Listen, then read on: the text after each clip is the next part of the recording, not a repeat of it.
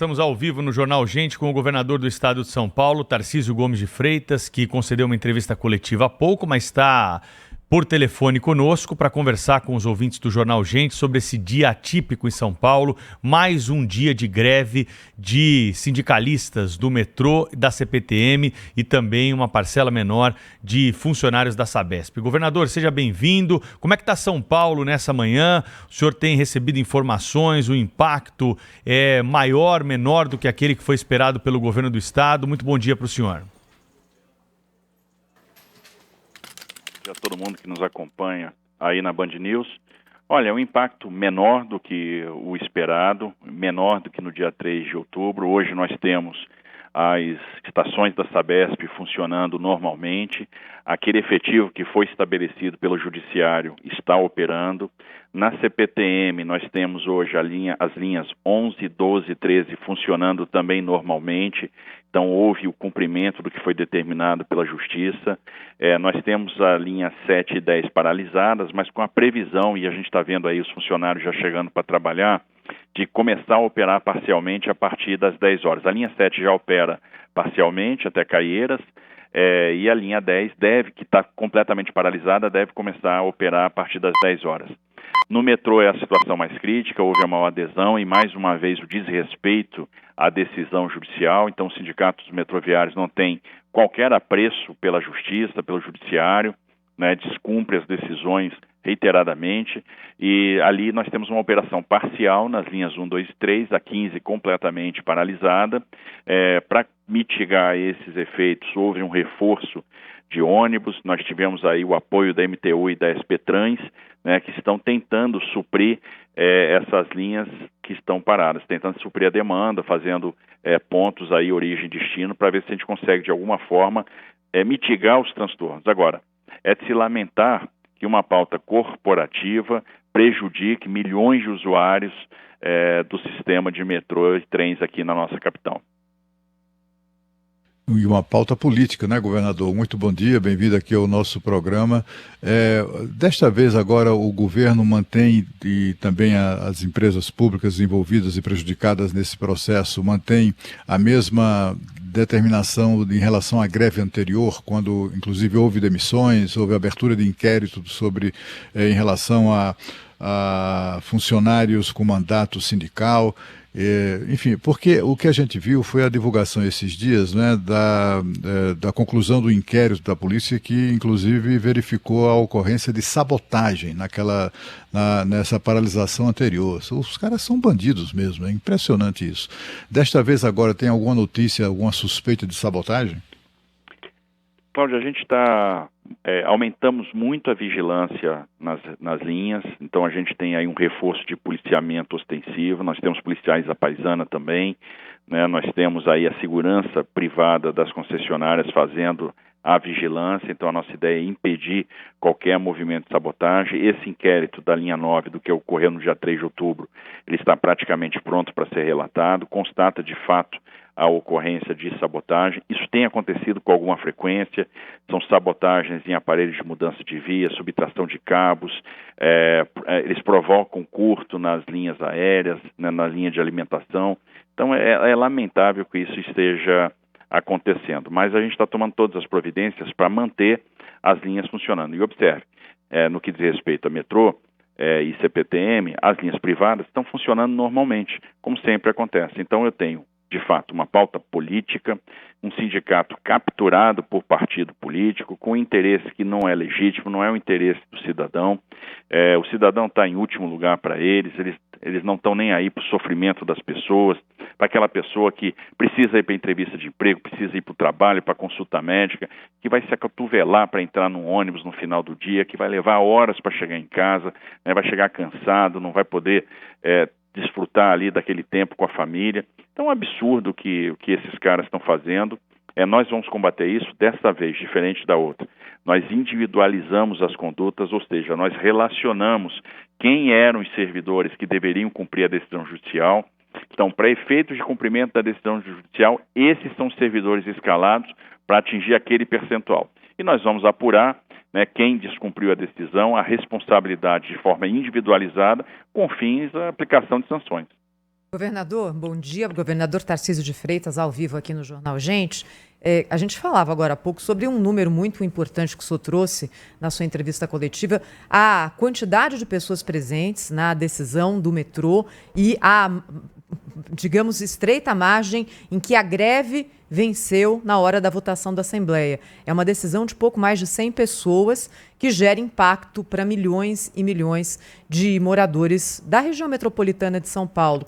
E aí o que eu queria perguntar para o senhor é o seguinte: a impressão que a gente tem é a terceira greve já que o senhor enfrenta na sua gestão, que ainda não completou um ano, e todas elas com um posicionamento contrário à concessão da Sabesp e depois das linhas de metrô. Nas outras paralisações, na primeira e na segunda, o que de fato houve de punição e o que foi mantido? Porque a percepção que a gente tem é que, terminada a greve, vida que segue, não acontece nada, multas são suspensas, demissões são revistas e aí o sindicato se sente confortável para repetir um movimento como esse.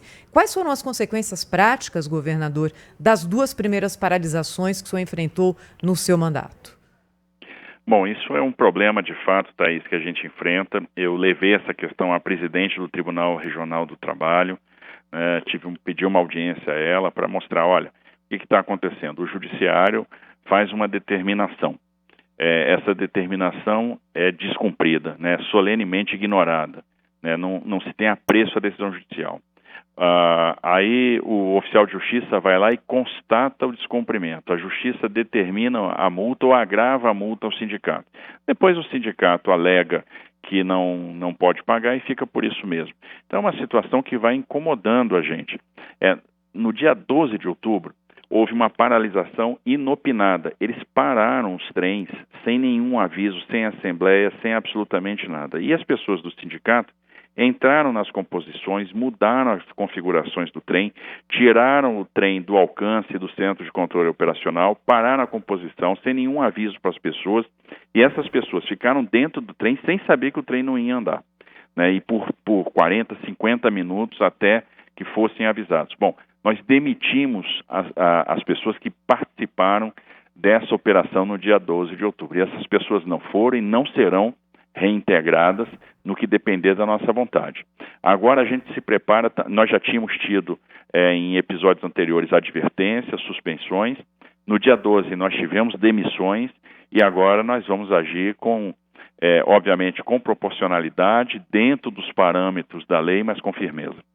Governador Tarcísio Gomes de Freitas, em relação àquilo que nós temos colocado hoje aqui na cidade de São Paulo e o que tem acontecido durante esse debate sobre a concessão de linhas para a iniciativa privada, qual o período que o senhor estima até o fim dessas concessões? Porque pelo que a gente está percebendo, governador, nós vamos conviver com isso. Daqui a pouco eles vão chamar mais uma greve, mais uma greve, mais uma greve e até que essas linhas passem para a iniciativa privada, nós vamos ainda ter dias difíceis aqui em São Paulo. Qual que é a previsão do senhor, o cronograma do governo do estado? Essas linhas elas vão ser passadas para a iniciativa privada de uma vez só, vão ser lotes? Qual que é o modelo? Bom, vamos lá, Pedro. A ideia é que sejam lotes. A gente está agora realizando os estudos. Os estudos mais adiantados hoje, de fato, são os estudos da EMAI e da Sabesp. Ambas empresas devem ser privatizadas no primeiro semestre do ano que vem, no primeiro semestre do ano de 2024. A concessão das linhas da CPTM segue na sequência. Então, a gente tem condição de fazer leilão até no final de 24 ou no início de 25. E as concessões das linhas do metrô devem ir para mercado em 2025. Então, tem um longo processo pela frente de estudo, aprofundamento, verificação de vantajosidade, definição de modelo, audiências públicas. Então, nós temos um momento para perceber, para receber as contribuições, para aprimorar o modelo. Nós temos um momento de participação popular que é inerente a esses processos de concessão. Agora, o que a gente percebe é o seguinte: esse movimento de hoje já é um movimento mais fraco que foi do dia 3. Aos poucos, os servidores estão percebendo que essa não é a via adequada para fazer esse tipo de protesto. Por exemplo, a adesão da CPTM neste movimento de hoje já é baixíssima. O metrô continua ali impedindo pessoas de trabalhar, então exercendo aí uma pressão forte sobre aqueles que de fato são metroviários, que o metroviário de verdade tem paixão pelo metrô. O metroviário de verdade sabe que ele vai ser importante, né, com linhas operadas pela companhia pública ou com linhas operadas pelo privado. Eles sabem que a companhia pode ser revocacionada, né, porque nós temos ali gabarito técnico, nós temos memória, nós temos acervo, nós temos pessoas que implantaram e expandiram o metrô e que serão importantes nos mais de 70 quilômetros de linha que nós precisamos começar, né, que são as linhas que vão levar o metrô para Taboão, que vão levar o metrô para o Jardim Ângela, que vão levar o metrô para o ABC ou vão levar o metrô para Guarulhos. Então, essas pessoas estão começando a perceber que não podem permitir que a empresa seja capturada por meia dúzia de pessoas. Thaís falou da baixa participação. Observe que a greve da CPTM foi aprovada por 25 pessoas. 25 pessoas do sindicato deliberaram a greve da CPTM. 25 pessoas se acham no direito de privar milhões de cidadãos do transporte. No caso da Sabesp, 140 pessoas votaram a favor, de 12 mil funcionários, e 140 de um sindicato, dos vários sindicatos que a Sabesp tem. E essa baixa participação tem tudo a ver com a baixa adesão à greve, porque veja que a CPTM está operando hoje parcialmente e a Sabesp está funcionando normalmente. O processo mais adiantado de privatização é a da Sabesp. E aí o metrô para porque é contra a privatização da Sabesp. Ora, isso não faz o menor sentido. É um processo que está discutido, que vai proporcionar a universalização do saneamento, mais de 70 bi de investimento, muitos empregos, a manutenção da tarifa em patamares mais baixos do que são de hoje, vai preservar a própria empresa, porque garante a manutenção do mercado da empresa até 2060. Porque, do contrário, no vencimento dos contratos do programa, nós teríamos novas licitações e a Sabesp perderia mercado. Né, o Estado continua sendo acionista, mas traz sócios que vão nos ajudar a cumprir essa jornada de universalização, de despoluição de mananciais, de alcance das pessoas que estão nas áreas rurais, nas áreas regulares consolidadas, de despoluição do Tietê, de aumento da disponibilidade hídrica. Portanto, o que está sendo pensado e estruturado, e está sendo muito bem estruturado, é bom para São Paulo. E as pessoas, paulatinamente, à medida que o processo avança, estão percebendo isso. Então, essa maneira de se manifestar, fazendo essas greves, é uma maneira atrasada e a minha percepção é que está com dias contados, porque cada vez mais a sociedade vai ficar intolerante com esse tipo de algazarra, de balbúrdia, de indisciplina e de desrespeito ao cidadão. Governador, agora há pouco, o prefeito de São Paulo concedeu entrevista ao Joel da Atena e ele estava lá no centro de operações da SP Trans. E foi muito interessante porque ele estava entre dois monitores. Um deles mostrava a estação de uma estação de metrô que está de uma linha privatizada ou concessionada, como ele diz, né? Tem que usar a expressão que as pessoas entendem, né? Privatizada. E de outro lado, a imagem, o monitor mostrando a imagem de uma estação de uma linha pública que está prejudicada pela greve, né? São imagens assim, mostram a diferença, exatamente a diferença que há muito acentuada entre as vantagens de uma linha privatizada e as desvantagens de uma linha ainda sob controle público e sob influência desse sindicalismo atrasado que há no Brasil, o mais atrasado do planeta. Mas além do atraso, há também questões como é que eu diria, atitudes criminosas, né, por parte de sindicalistas e por parte de muitos agrevistas. A sabotagem constatada na greve anterior, sobre a que foi constatada em inquérito policial, que já tratamos disso aqui agora há pouco, agora, eu estou aqui muito impressionado, que de vez em quando eu já usei algumas vezes essa expressão, né, de algumas categorias aí do setor público, né, alguns sindicalistas acabam transformando a população em reféns da sua pauta, né, das suas reivindicações durante uma greve e tal. Mas deslocar um trem inteiro para uma área fora do controle do centro de operações do metrô e deixar as pessoas lá durante 40, 50 minutos parado, isso aí é sequestro. É crime de sequestro. Portanto, nós verificamos com a sabotagem, isso aí é coisa de esses sindicalistas fazendo a população de refém literalmente, né? Literalmente. Parece até aqueles terroristas lá do Hamas. Mas o que eu queria saber do senhor é o seguinte: o senhor estava preparado para isso? Porque ele estava, como é que eu diria, sabia que estaria sujeito a esse tipo de coisa, quer dizer, não é apenas um enfrentamento de greves políticas, né, de motivação política, mas uma greve com essa motivação, mas com estratégias criminosas, né, criminosas, isso é crime, né, privar as pessoas da sua liberdade, do seu direito de ir e vir, aprisionando-as num trem. O senhor estava preparado para isso? Esperava enfrentar esse tipo de situação? É claro que a gente não desenvolve modelo mental para certas coisas. A gente nunca está preparado para sabotagem, né? A gente não está preparado para o terrorismo, né? Para esse tipo de captura. Então, isso surpreende. É interessante porque nós temos aí uma categoria que, em tese, se mobiliza contra a privatização. E aí priva o cidadão do direito de ir e vir, priva o cidadão do transporte. Com essa linha, não, somos contra a privatização. Mas o que está funcionando hoje? A linha 4, né, a linha amarela, que é privada, que é a melhor linha do metrô hoje. A melhor linha do metrô hoje é privada. A linha 5, Lilás, que é privada. A linha 8, Diamante, que é privada. A linha 9, Esmeralda, que é privada. Então, as linhas privadas estão garantindo a regularidade. As linhas privadas estão funcionando. E elas não têm deixado de funcionar. Elas têm operado todos os dias.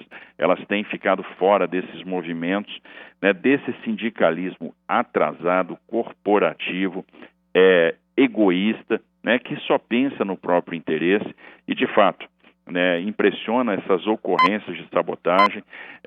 É muito triste ver a captura de sindicato por partido político, e isso, de certa forma, é um prenúncio do que pode acontecer no ano que vem com uma turma que não gosta de dialogar, uma turma incendiária, uma turma incapaz de construir qualquer coisa, qualquer solução, uma turma que não tem propósito, uma turma que não tem projeto.